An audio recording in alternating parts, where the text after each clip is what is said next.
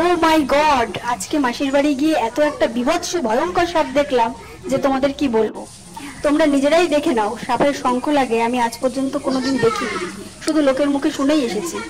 আজ নিজের চোখে দেখলাম, এত ভয়ঙ্কর এবং আনন্দ দুটোই একসঙ্গে হচ্ছে যে আমি ঠিক ভাষায় প্রকাশ করতে পারছি না।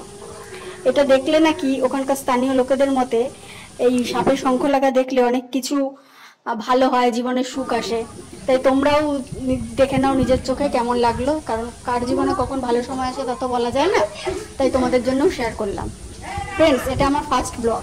Please please please subscribe, like, comment করে আমার সাথে থেকো আরও নতুন নতুন সুন্দর সুন্দর ব্লগ দেখতে। পরে আমি গুগল সার্চ করে এবং স্থানীয় লোকেদের দ্বারা জানলাম যে এই সাপটি নাকি দারাস সাপ, তো এর ইংরেজি নাম রেড স্নেক। আর বন্ধুরা, আরেকটা কথা, এই সাপকে কখনো তোমরা মারবে না, কারণ এই সাপ কৃষকের পরম বন্ধু। কারণ এই সাপটি ইঁদুর খেয়ে কৃষকের লক্ষ লক্ষ টাকার ফসল বাঁচায়।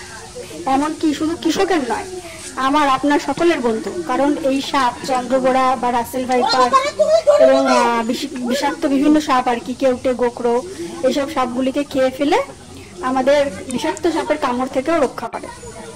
আজকাল চন্দ্রবোড়া ভেবে অনেকে এই নিরীহ নির্বিষ সাপগুলোকে পিটিয়ে হত্যা করে, যেটা কখনোই করা উচিত নয়। সো ফ্রেন্ডস, সবাই সুস্থ থেকো, ভালো থেকো, টাটা, বাই বাই।